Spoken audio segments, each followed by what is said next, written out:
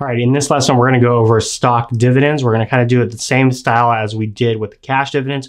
We're going to help you understand stock dividends, and then we're going to show you the journal entries related to the stock dividend life cycle. So let's get started with helping you understand stock dividends. So kind of an overview here. So when people often talk about dividends, they really usually mean cash dividends. However, at the end of the day, companies can issue what we call non-cash paying dividends. So at the end of the day, when you hear someone say dividends, they're usually meaning cash dividends. But that's not the only type of dividends available to companies. They can also pay what we call stock dividends. Now, it really isn't the same as cash, which you'll see later on, but it is a form of a dividend that companies can issue to their shareholders. Now, when we think about non-cash paying dividends, we really have two types, okay? The first type that we have are stock dividends, which is what we're going to be talking about in this lesson. But the other type of stock non-cash paying dividends is our stock splits. Now, essentially, at the end of the day, these two are really the same thing, but the approach to them is a little bit different. So when we look at these, at the end of the day, they do the same thing from a financial statement standpoint. However, they are approached a little bit differently in the eyes of a shareholder. And so we're going to spend some time here in this lesson on stock dividends. And in the next lesson, we'll talk more about our stock splits. So let's talk a little bit about this stock dividend. So these are dividends that are not paid in cash, but rather in more stock. The dividend is distributed to the shareholders in a pro rata basis based on the shareholders' ownership percentage. So the way it works kind of is that for every one share that you have, you're going to get 0.3 of a share. So you're going to get a 30% stock dividend. So you're basically just getting more shares based on how much share you have. And it's done on a pro rata basis, meaning that if you own one share, you're going to get 0.3 more. If someone else owns one share, they're going to get 0.3 more. If someone owns 10 shares, they're going to get 3 shares more. So the amount of dividends that you get is based on how much you own in shares of that company. So pro rata basis. Now, why stock dividends? Well, these are 3 reasons why companies would issue a stock dividend. The first one is by issuing a stock dividend, you're actually going to lower the price of the stock. Why? Because there is more supply of that stock, but the total market capitalization of the company doesn't change, meaning the total company's worth doesn't change just because you issue more shares of stock. It's kind of like if you take $1 and you break it into 4 quarters, you still have $1. It's just it's distributed a little bit differently. So when you do that, the value of that dollar goes down because not the total value, but the value of each piece you have goes down because you had one $1 bill, but now you have 4 quarters, which is individually smaller than that one $1. And so by having more shares out there, you're going to reduce the price, which makes it more affordable for people to purchase. So, and the key word here is that it seems more affordable. I don't know if it really is because you're getting less ownership in the company, less percentage ownership in the company after a stock dividend. Okay. The other thing is loyalty to shareholders. So by giving a stock dividend, you're creating this loyalty to shareholders. Now, whether or not you have cash to be able to pay it or not, by giving them something, it seems that they're getting something in return, even though their ownership percentage in the company doesn't really change. They just have more shares in proportion to everybody else. Now, another way, the other reason why stock dividends are useful is that it's another way to create a dividend when you don't have sufficient retained earnings. And if you remember in our cash dividend discussion, you must have sufficient retained earnings to be able to pay a cash dividend.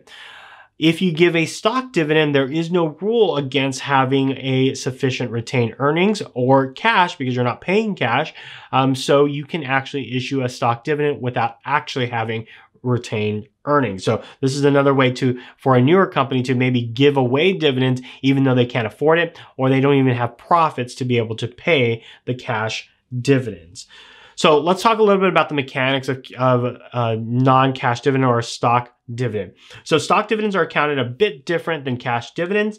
The way it is handled is based on whether it is considered a small stock or a large stock. So we'll get more into that here in a second here, but is the stock dividend considered a small stock dividend or a large stock dividend? Okay. Now, what do we mean by small stock and large stock? Well, if it's a small stock dividend, that means that we are giving away less than 25% of the total dividends outstanding. If it's a large stock dividends, we're giving away more than 25% of the outstanding stock dividends available at that time. So if it's more than 25%, we're going to consider that a large stock dividend. If it's less than 25%, we're going to consider that a small stock dividend. Now, with a small stock dividend, all we're going to do is we're going to multiply the additional stock issued by the actual market price on the day of the issuance, and then we're going to reallocate that amount from retained earnings to common stock and additional paid-in capital as if someone purchased more shares from the company. Now, this is different from a large stock dividend. In a large stock dividend, we're going to multiply the additional stock by its par value if it has a par value, and then we're going to take that amount from retained earnings and we're going to put it into the common stock account. Now, if it's a no par dividend, we don't even worry about it at all because it really doesn't change anything when it comes to a large stock dividend. All right. So let's walk you through some examples so that you understand kind of the mechanics of a stock dividend. So assume company A reported a 9% stock dividend on their 40,000 outstanding share par value $1 stock. The market value of the current share is $19 a share. Prepare the journal entry for the stock dividend. So this is a small stock dividend, and because it's a small stock dividend, we're going to take the amount of shares that we are going to issue, the additional amount, multiply it by its market value, and then we're going to take that amount and distribute that from retained earnings to either common shares or additional paid-in capital. So the first thing that we need to do is figure out how much shares are we distributing as part of a stock dividend. So in this case, we're going to take 40,000 shares and multiply it by 9%. The reason why 9% is because basically for every share you have, you're going to get 9% more in the form of a stock dividend. So when we do that, it looks like we're going to issue 3,600 more shares to investors. So that's going to be the amount of additional stock that we're going to issue. And then we're going to multiply this by the market price. So the market price right now is $19 a share. So 3,600 times $19 a share gets us $68,400. So for a small stock dividend, because it's less than 25%, we're going to have a stock dividend of $68,400. So if you remember what I said about small stock dividends, we're going to take it out of retained earnings and we're going to put it into common stock and additional paid-in capital based on its par value. So in this case, we're going to take it out of retained earnings. So I'm going to debit retained earnings, which will take it out of retained earnings. And we're going to take out 68,400, and then we're going to transfer them to common stock and additional paid-in capital. So by doing that, we're going to credit common stock and additional paid-in capital. Okay. And the question is how much goes into each. So if you remember from our conversation about selling stocks, the amount that goes into common stock, if it has a par value, is the par value times the number of shares. So in this case, the par value is $1. The number of shares is 3,600. So we're going to take 3,600 multiplied by $1. And so we're going to put 3,600 into common stock. And then the rest goes into additional paid-in capital. So in this case, it's $64,800. So that's what we would do in a small stock dividend. Literally, we're going to assume that they're paid in cash. So it would normally, if they paid in cash, this would be the entry. The only difference would be the debit to cash. But instead, we're going to remove that cash and we're going to put it from retained earnings. So we're taking out of retained earnings and putting it into the equity account of common stock and additional paid-in capital. So really, we're just moving numbers around, moving dollars amount, and that's really it. All right, what about a large stock dividend? So a large stock dividend works a little bit simpler because we're only going to be concerned with the par value. So in this case, Company A reports a 30% stock dividend on their 40,000 outstanding share, $1 par value stock. The market value of the current shares is $19 a share. Prepare the journal entry for this stock dividends.